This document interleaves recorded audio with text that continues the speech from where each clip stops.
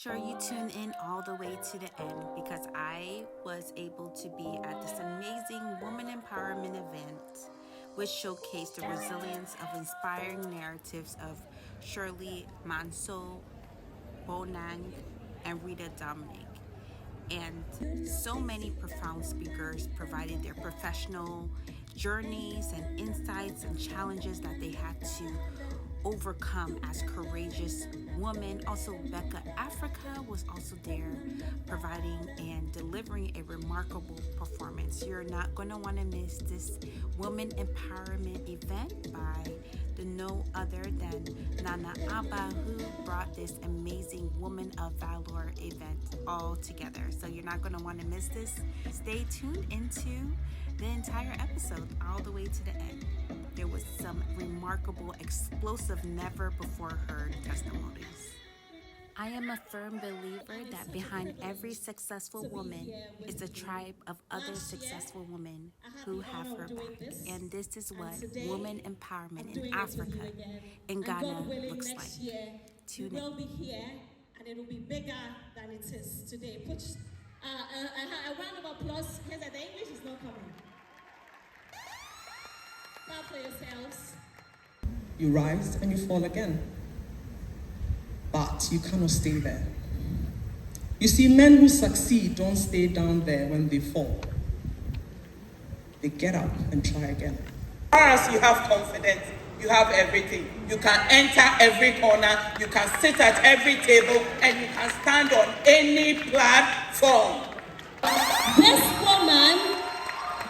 woman. I'm sure you know the story of me and Anaba, so I won't start today because if I do, the program won't end. And of course, all of you know my best friend and my sister, Mami Jemfa. Let's put our hands together for her. You see the beautiful lady seated next to Mami? That's Shike's sister. Oh, come on, can you see her? Oh, you can't see her. Yeah, that's her in the kente. Very beautiful lady. Auntie Shike's sister. You're welcome. Thank you so much for joining us. And of course, Kokwi Salome, I am so happy to see you. She's been doing this for years, and I've been admiring her from afar, and I'm so honored to be standing here. Other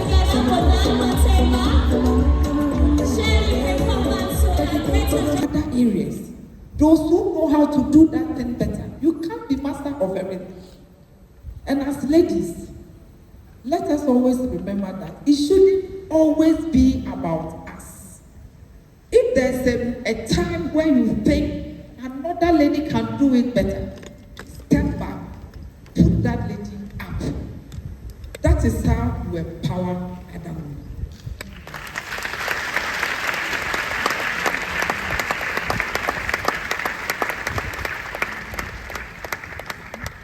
Anytime you set goal for yourself, if you don't know where you are going, it will be like, we are going, heaven knows where. It is only heaven who knows where you are going.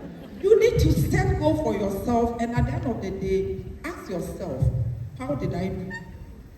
Am I following my goals, or am I deviating? If you set daily goal for yourself, weekly, monthly, yearly, then you'll be monitoring to see how you are progressing. If you don't set goal for yourself, anybody calls you, can we go here, and you are following. You don't even know what you want. But if you set goal for yourself, it will help you and you'll be guided. Whenever we get opportunity and we are put in position, not necessarily the top, even the lowest, tell yourself, how am I going to stand tall? And I can tell you, you need to stand really tall to be seen. You know, women are not tall. So if you really want to be seen, then you have to stand tall. Otherwise, nobody will mind you. And that's, if you don't do well, it is because you're a woman. If you set goal for yourself, you always be guided. I admire Nana, and I haven't told you this. The first time I met you was at former IGP's office, Mr. Patrick Batie Champon. Let's put our hands together for them. Ladies, please join me up here. Oh, you're not making noise enough. Are you sure you're ready?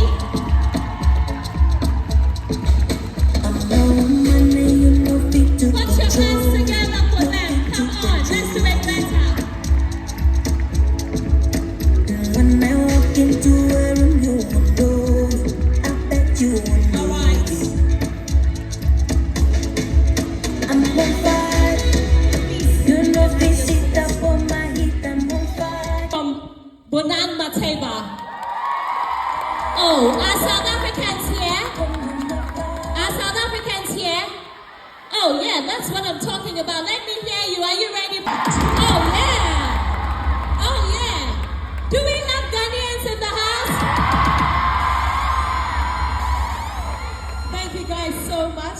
Thank you. Are you ready for me?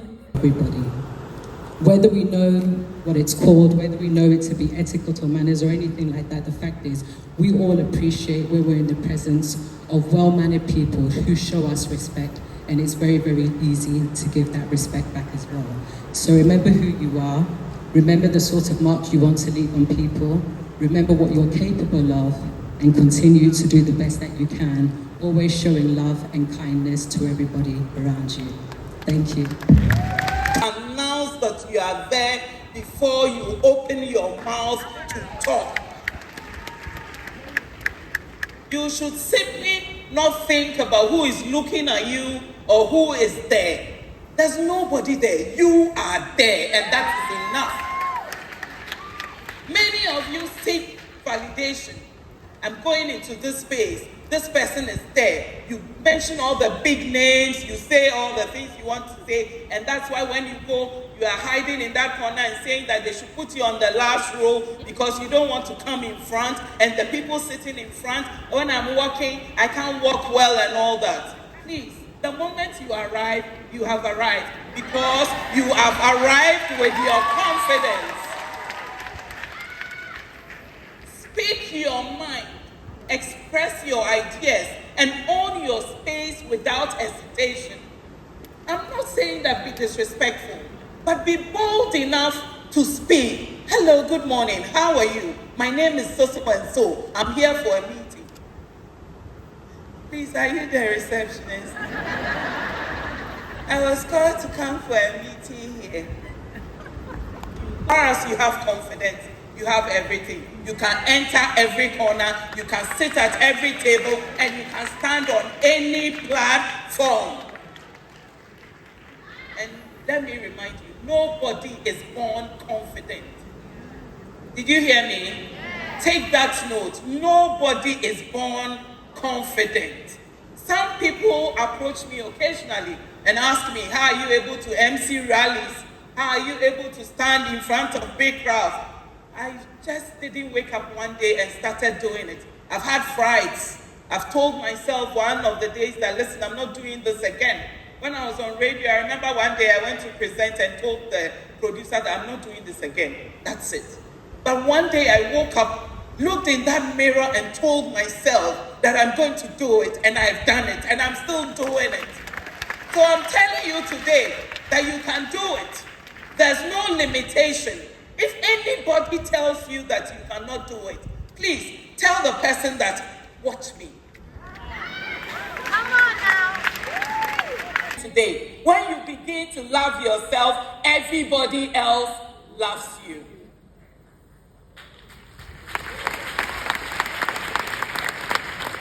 You owe yourself the love that you give freely to others. Be yourself without expecting any validation from others. Avoid comparing yourself to online personalities and celebrities. Know that everyone's journey is unique. Because every now and then I see this celebrity who is posting you don't have. When you have, it is yours. You can flaunt it. So please, if you don't have, don't be thinking about the next person and what she has and you don't have. When you don't have, you don't have. If you have, flaunt it. Should I repeat that? If you have, flaunt it. If you don't have, wait till you get it. And then you can flaunt it. Instead of dwelling on perceived flaws, you recognize them as part of what makes you uniquely human. You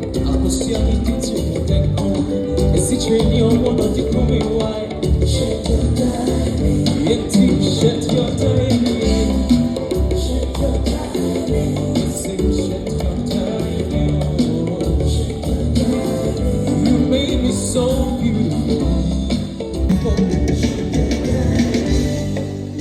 Coming to me, baby. I've been drinking home. Many the swinging sun.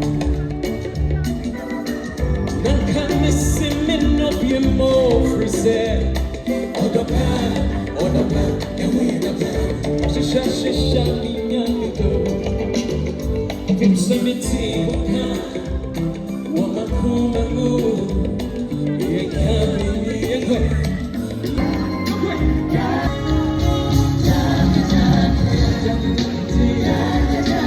Awards in 2014, Achievement in Film at the National Youth Achievers Awards, Excellence in Movie Production Award at the African Women of Worth Award in 2012, Best Director, Ghana Movie Awards, Best Scriptwriter, Best Director again, and the awards goes on and on.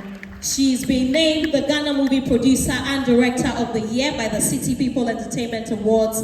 And look, the awards are many. Ladies and gentlemen, let's put our hands together and welcome the Best Director. Come on, let's put our hands together for her.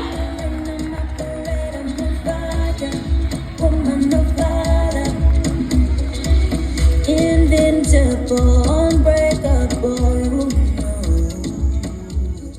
For a woman, when you fail, it's a calamity. It's embarrassing.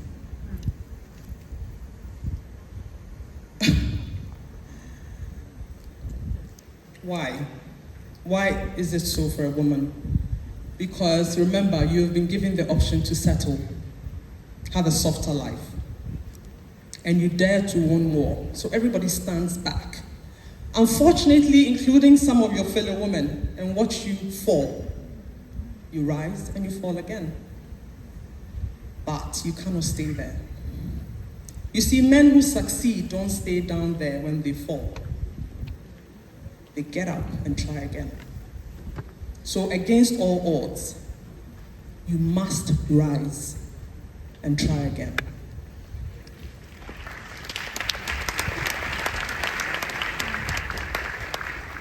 I learned the hard way at every turn. I started a business when I was in film school. I had rented a 2-bedroom apartment and decided to use one of the rooms to start my production business. Yes, it was in Osu in Zamkwana. And prior to that, I wanted to produce a movie. So I had been directed to go and see this guy. Then it was Ghana Film. I cried many times. All because, what? I didn't want to settle. I remember after the first Miss Ghana, the morning after, it was a great show. Everybody was talking about it. Do you know what I was doing that morning? I was sitting in front of my bed and I was crying. Because in spite of it all, in spite of what it looked like, na maboka, na makodi loan, and then it was clear that I couldn't pay. Maboka. Because the stuff that went into organizing a show like that, and you know, there's no turning back. If taking up something like that, you have to see it through. You have 20 ladies who are depending on you, who are looking up to you. You have to make that show happen. And I was going to do it even if it was going to kill me. So I cried. I wanted to stand today.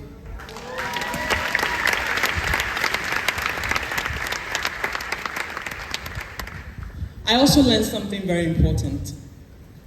I had to create value for myself. You have to be a high-value woman to gain high-value attention. Yes, sir. And what is a high-value woman? The way I learned it is a woman who has done her homework excellently ahead of that meeting, ahead of that pitch, ahead of that presentation. That woman who believes in her ability to sell her dreams anywhere. The thing is that once you believe in something, it doesn't matter where you go, it doesn't matter who you meet. It always has to be on your lips. It has to, because you don't know who's going to say, oh, I like your work. What are you working on now? Come to my office, come and get a job. You always have to look like, I'm ready. Because if you meet me, I just, okay, so where's Sarah? I told her, she, okay, we spoke about something.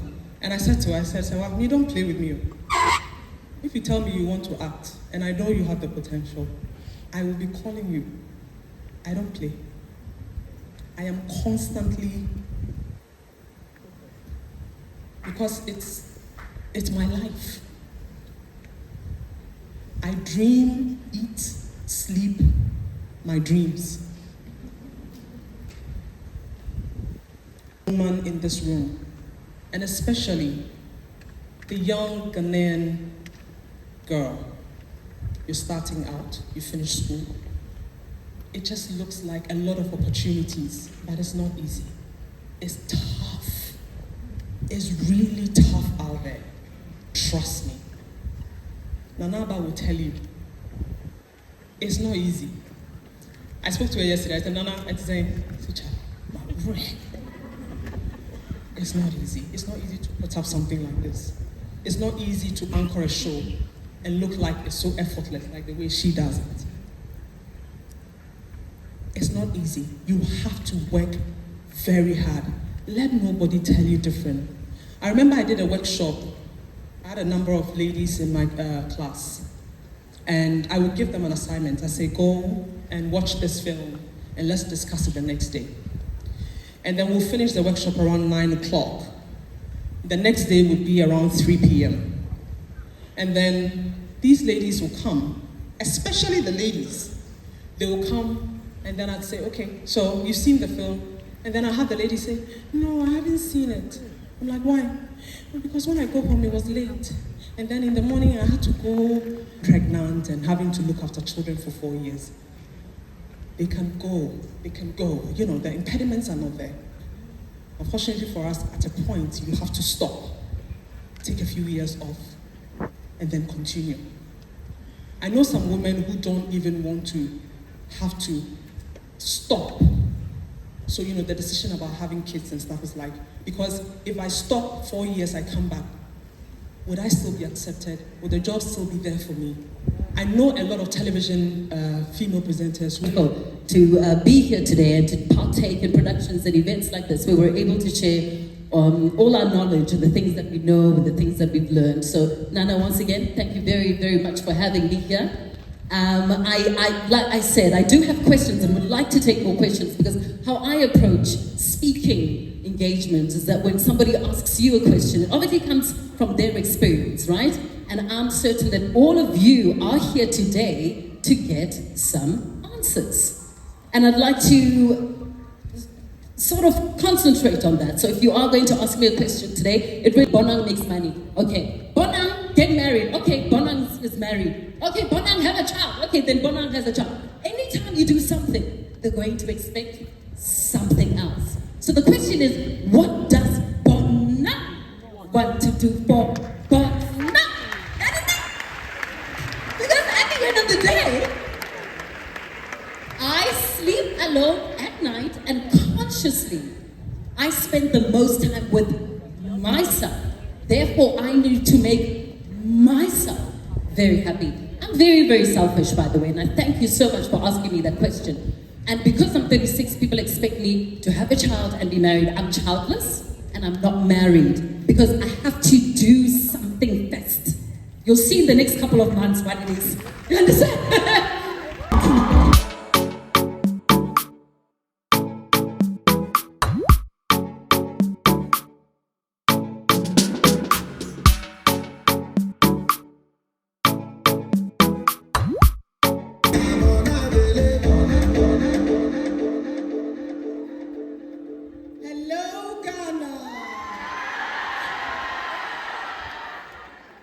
You have been so amazing. You have warmly welcomed me. You are so hospitable, and I just want to say, Medase!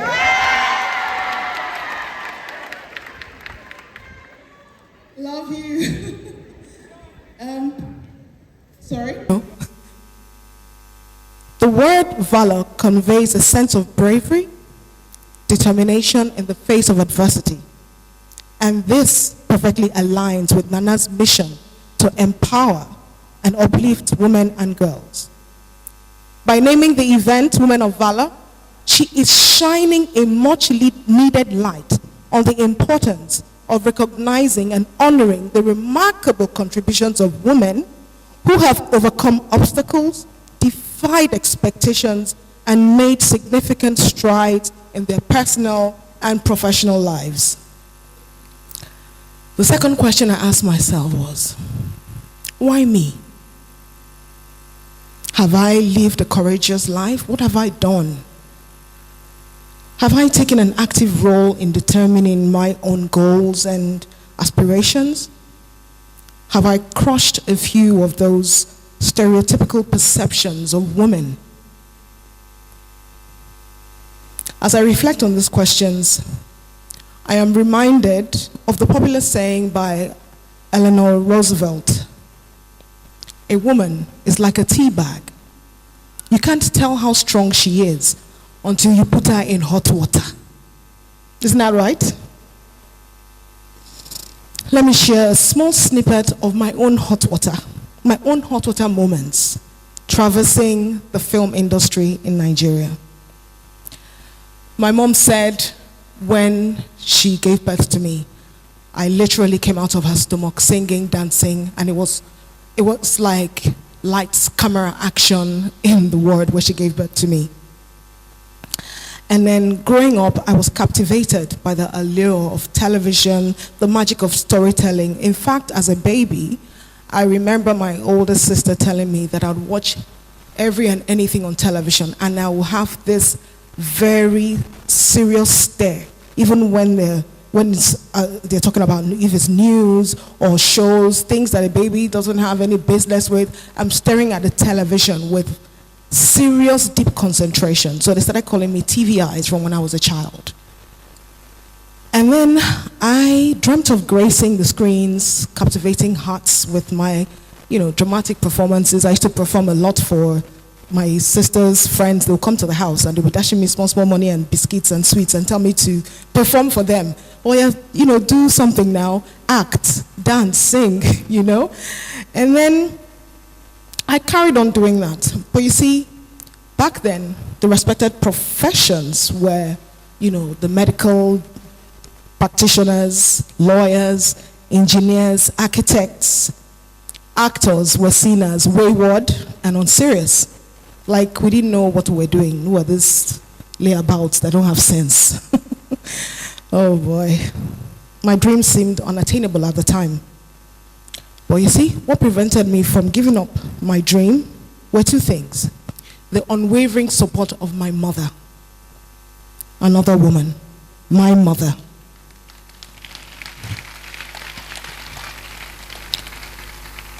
I was blessed with a courageous mother who defied societal expectations at the time and nurtured my dreams. Her support was a guiding light, propelling me forward even in the face of uncertainty. I found out recently, because I always wondered, where did this talent come from? My older sister told me about 4 years ago that my mother actually, at the age of 20, wanted to become a photographer. But her father refused because it was a taboo for the first daughter to be doing photography. So that just put everything into perspective, like I now understood. It felt like she wanted me to live this dream of hers, Now, fortunately today, everybody believes content is king. I see young people creating content and their parents see a future in the industry, but that wasn't the issue, wasn't the case back in the day. Sharing my mother's story, my mother's support story, just to say that one day you might be the courageous person who supports another woman's dream, even if it's not your own child. You might be the shoulder of another woman to lean on. Serena Williams tells us every woman's success should be an inspiration to another. We are strongest when we cheer each other on. I have been in this hall since, let's say, for the past 2-3 hours, and it has been so electrifying having women speak, connecting, engaging, inspiring, motivating. My goodness. Nana, I don't think you know what it is you have created. You have created something magical, and I thank you for that. Now, the second factor that kept me going was my unshakable belief in my dream of becoming an actor. Simply holding on to that dream required courage, especially, considering the uncertainties of the path ahead. Despite having parental support, embarking on this journey demanded courage. I went to study theatre arts in University of Port Harcourt, and I majored in acting. In fact, I was actually the only student who majored in acting in our final year. The others ran away from it. They went, the directing side, wardrobe side and all. And I found myself being the only person who majored in acting in my final year. Luckily for me, my first role in Nollywood was pure luck. After struggling for a few months in Lagos, I ran into an old student of, we studied theatre arts in the same University of Port Harcourt, theatre arts department, but he was a few years ahead of me. His name is Basoj. Well, his name is Baswene Taria, popularly known as Basoj. He's a comedian. So I ran into him in Lagos after months of struggling and trying to, get a part in the film. And then he says to me, I'm looking to cast an unknown actor in this story, and I think you fit it perfectly. So, I thought it was a joke, and then luckily he gave me the script, and that's how I went on to do my first lead role in Nollywood. In fact, my first movie in Nollywood. Okay.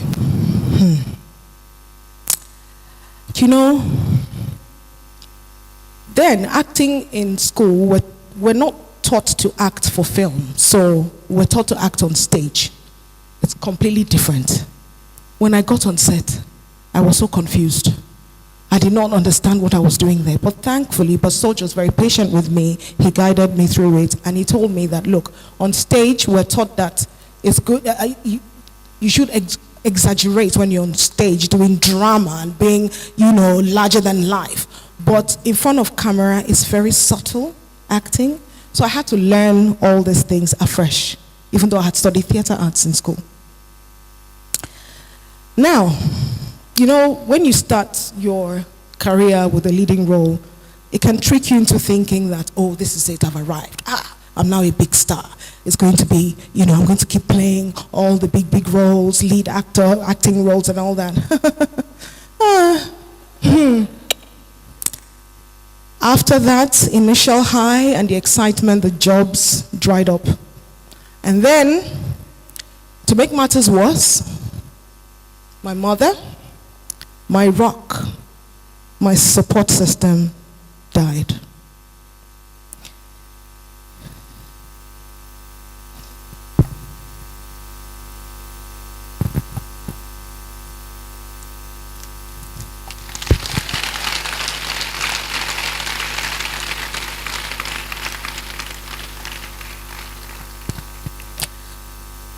I'll never forget the day in 2001 when I watched her die. I held her in my arms, my older brother and I, and my father. We watched her die. She slipped away. It's something that never really leaves you. She died in 2001, but I think about a week ago, I still thought about her, and the tears came again. It never leaves you, to be honest.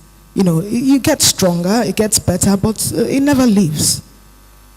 Well, it was just unbearable for me, because for me, I felt like she was supposed to be here celebrating with me, watching me chase my dreams. She was part of this process, She made sure each time I go to school and come back, I would do my homework, and then she'll prepare me for children's variety programs where I go to perform during the weekends. So she was very, very instrumental to who I am today, And then after that, I was in a bad place. I felt like there was no reason to keep going on, I remember being on the plane, going back to Lagos after she had passed, because she passed in my state, where I'm from, Imo State. And then we had to go to Lagos and, get necessary things to come back and plan the burial. Now, I remember being on that plane, and to be honest, it was such a turbulent flight, but I did not flinch because I wanted it to crash. I was praying that I want this plane to crash so I can see my mother and be with my mother again. That's how I felt, you know. And then it's a very empty feeling anyway. Now, you see, I'm the youngest in my family, and while I was still in secondary school, my older siblings had all moved back to the UK because they were all born there. I was the only one born in Nigeria anyway. But, well, that's a story for another day, you know. After our mother's funeral, they all returned back to their lives abroad. Then life for me took a turn for the worse, both emotionally and financially. My father's health declined because, you know, when a couple, you know, when they're very close and one dies, it affects the other one. I think my father actually stopped living the day my mother died, you know. So he became ill, his health declined, and yeah, my siblings managed to move him back to the UK, and I was now all alone in Nigeria. I found myself losing faith in the slow growth of Nollywood. Waiting months between jobs felt like an eternity. And then I lost some people whom I thought were friends, very close friends. In fact, some friends I considered family. It was just a very turbulent time in my life. I don't want to dwell too much on that dark period, but it led me to hitting rock bottom in Lagos. And when I say rock bottom, I mean rock bottom. I became homeless. I was squatting with people for a stretch. And when I say squatting, I'm talking about 3-4 people in a room. It was a friend's space, and I was staying there, you know. Choose your friends wisely is one advice I always give to young girls in my industry. It's very important to choose who you know, there's something Bonang said, choose your friends. It is very important to have friends who share the same vision, goals with you, you know. People who your visions are aligned, and people who bring the very good energy, because look, the sort of energy you put out in the universe is the sort of energy you receive. That's something I always tell people. So you have to be very careful the sort of energy you surround yourself with, and also the sort of energy you're putting out there in the universe. Well, eventually my siblings found a way to get me out of Nigeria. Then I lived with my brother and his family for a while in London. And gradually I started getting myself together. Now, during that process, I put my dreams of stardom on hold. Many of you don't know, but in 2001, 2002, I stopped acting. I left the industry. I moved to London because it was a very dark period in my life. Like I said, I had these issues, and, you know, I just fell out with some friends I considered family, and I just gave up acting for a while. I needed to get out of, you know, just leave that space for a minute. And then I moved to London and I gave up stardom, and then, you won't believe it, this is something I've never told people before, but while in London I was trying to make ends meet. I started working in a care home as a caregiver for adults with special needs. While some might view it as a step down, I don't. You see, taking care of others brought me joy and purpose at a time I needed it most. Because remember, I took care of my mother and my father when they were ill, because I was alone with them. And when I say taking care of, I'm talking about really taking care of. Because you see, when you get really ill, sometimes you become incontinent. So I took care of them at that level. So it was a no-brainer for me. Okay, fast forward 2003. I had saved, you know, some money to return to Nigeria to get my stuff, and then just finally moved, relocate to London. Nollywood was now beginning to thrive. In fact, they were now calling it Nollywood. We used to call it Africa film industry, or Nigeria film industry at the time. And then some of the producers were urging me to stay. I felt it was risky. I didn't want to lose my job. And also I had started a drama school in London. You know, I had just paid the fees before I came to Nigeria on holiday.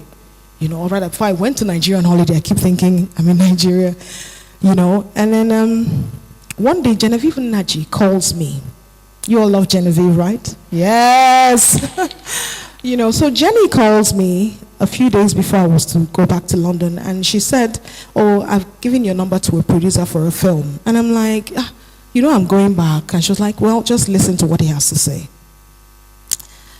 She was one of the people that advised me to stay, actually, to stay back and not go back to London.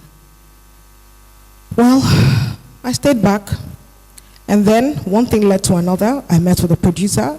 The producer signed me on for one project. From one project, it became 4 projects. From 4 projects, 5 projects, 6 projects. It just, the jobs just kept coming, and it just did not stop. And there and then, I decided, I made up my mind that I'm going to stay here. This is actually what I've always wanted to do.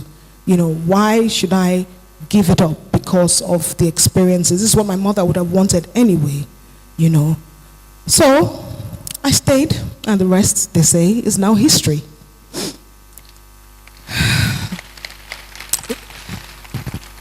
You see, courage is a formidable force, one that empowers us to defy the status quo, to shatter glass ceilings, and to rewrite the narrative of what is possible. So many decisions in life require different levels of courage. I did not make that simple decision to stay back. Maybe if I did not make that simple decision to stay back, maybe my life would have been different. Who knows? I don't know. My advice is, look, learn to seize the moment. Sometimes these things present themselves. Just seize that moment. It may come again, it may not, but just seize it and do with that moment what you want to do with it. In April of 2022, my sweetheart, my husband, traveled down to my state, my village, Imo State, to marry me traditionally. My story about finding love and ultimately marrying a man I love at an age that most Africans consider old was vigorously discussed, to my amusement, on social media pages. On one hand, it was heartening to witness the overwhelming support and love and excitement from women across Africa. It was beautiful. Their joy was palpable. And even as we celebrated, glimpses of resistance emerged from certain quarters, notably from self-appointed gatekeepers of African culture.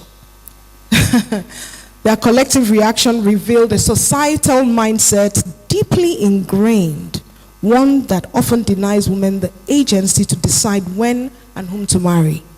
Now, there's something I always say, this society. Who started these rules? They're human beings like you and I.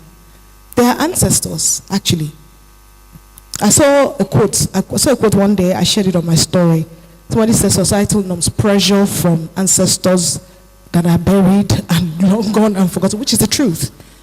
Because, we can decide to start a societal norm, we can decide to push rules right now, and before you know it, it will take on a life of its own. So why let yourself be ruled by decisions made, by people that made them to suit their own selfish interests at the time? Anyway, for years I was hounded with the "when will you marry" brigade. When are you going to marry? You don't go marry. You are old. This, that, my goodness. And I will often, brush it off or tell them the truth when I find someone that I care enough to marry. It was not easy, let me tell you the honest truth, because I'm a human being, right? So it wasn't easy, because the truth, when I told them that I'll marry the man of my dreams and not the man society dreams for me, anytime I said that, it seemed to annoy the brigade even more. But I had to stay strong, because the world would not care about your happiness in marriage. You are the one that will live with the person and love the person, not the society. So I refuse to yield to those societal pressures, because above all, I am human. I am a grown woman capable of making my own decisions, just like any other individual. And I am willing to embrace the consequences of those decisions. See, no one deserves to be subjected to such indignity based on outdated societal norms. it took a lot of courage to go through all those years of having to deal with snide remarks about my marital status, as if it's their business. But anyway, my advice to you is, do the things that make you happy. Be with people, who love you, who you love and cherish, who do the same for you. Choose you. It's about you. It's about your happiness at the end of the day. It is not about the next man's happiness. It's about you.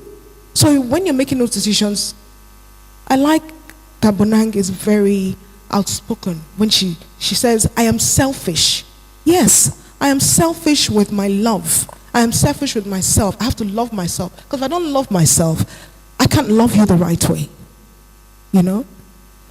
So, in our industry, once you attain a certain level of success as a female, you will inevitably, face scrutiny and backlash that borders on cruelty. Some individuals resort to hurling vile insults to undermine your worth in the eyes of others. Pay no attention to them. My business partner and career manager, Mildred Okwo, always said to me, every time they throw these things at you, they are only making you stronger, building your character to excel in life while ignoring their own potential for growth. That is so true, because you're spending all your time criticizing somebody else instead of putting that same energy into building your life, achieving your goals that you set for yourself. And then while doing this, just learn to ignore naysayers, believe in yourself, believe in your goals, have tunnel vision, just focus on focus on your focus, basically, more or less. Block out the noise. Block out the noise. Believe in yourself. That's what's my advice to, young women. Because look, there's nothing that you will do that you will not be criticized for. That's the world we live in today. So while at it, just do what it is you want to do and just ignore the naysayers. Anyway, well, back to Nollywood. I'm humbled by the progress Nollywood women have made since the 1990s. Back then when we started acting, in fact, we didn't even have many crew female members. And when I say crew members, I mean women who work behind the scenes as directors, cinematographers, scriptwriters, and things like that. We didn't have that. They put us in front of camera because they felt that we weren't intelligent or brilliant enough to do those things. So they just put us in front of camera because we only looked pretty and we had talent to act. And then some other people saw us as like, we don't have sense, we're wayward, we don't know what we're doing, But I'm happy to say that I just finished on a film set, a Netflix and Ebony Life production. All the heads of department were women. All. And the way they operated was like clockwork. I was so impressed. That was the first time I saw a female, what's it called? The camera, the one you wear. Shirley, help me. The one you wear. No, not the DP. Steadicam, thank you. I saw a female Steadicam operator, and then we had a female sound recorder. That's the first time I saw that, and I was so impressed. I mean, in my production company as well, Audrey Silva, we try to employ the services of women. So really, the world has changed. More and more women are going behind camera, they're writing scripts, because look, when a woman writes scripts, I'm sorry, it's different. It's different. They capture the essence of humanity in the stories, And at that time, when we all started acting, we had male writers, and they would write things to suit them, to suit their beliefs. And we didn't really have a say because we were just young. They were the ones controlling the industry. The marketers were the ones controlling the industry. We had no say. So I'm happy where we are. And that is progress pioneered by some courageous women in the film industry back in the 1990s, 80s, and even the 70s. I'm talking about the likes of Taiwa Ajayi Lycett, Joke Silva, and present day. Our journey is far from over. The path to empowerment is paved with obstacles, but it is also illuminated by the flames of our courage. I feel a tingle of joy each time I think about it. But I am indeed just a small part of creating a whole industry because I chose to be courageous. As women, we possess an innate ability to inspire and uplift one another. When we embrace our courage, when we dare to defy expectations, we become beacons of hope for those who follow our footsteps. So, let us continue to be courageous. Let us continue to defy expectations and break barriers. For it is through our courage that we empower not only ourselves, but the generations of women and girls who will come after us. Thank you.